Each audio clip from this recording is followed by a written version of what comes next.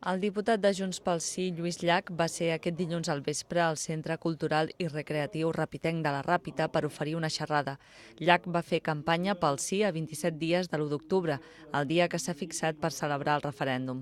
Sota el títol Llach a 27 dies pel sí, el diputat va oferir el seu punt de vista sobre el procés i va explicar als assistents la llei del referèndum i la llei de transitorietat jurídica que s'han presentat darrerament per part dels grups de Junts pel Sí i la CUP.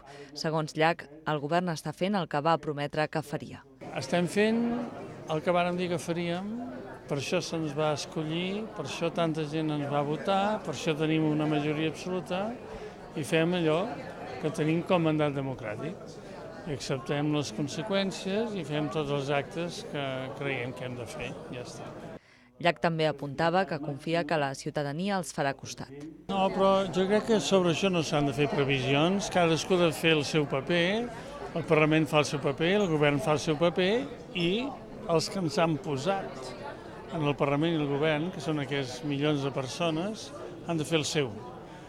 Cadascú l'haurà de fer en el seu moment, ara ens toca a nosaltres. Si hi ha un dia que és a la gent que se li ha de reclamar que agafi el protagonisme, doncs li reclamarem i estem segurs que la gent defensarà el seu ideal, no?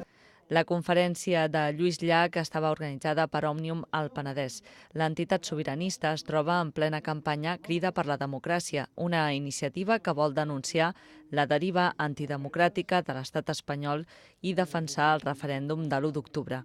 Òmnium veu amb preocupació el que considera un deteriorament progressiu i creixent del sistema democràtic a l'estat espanyol.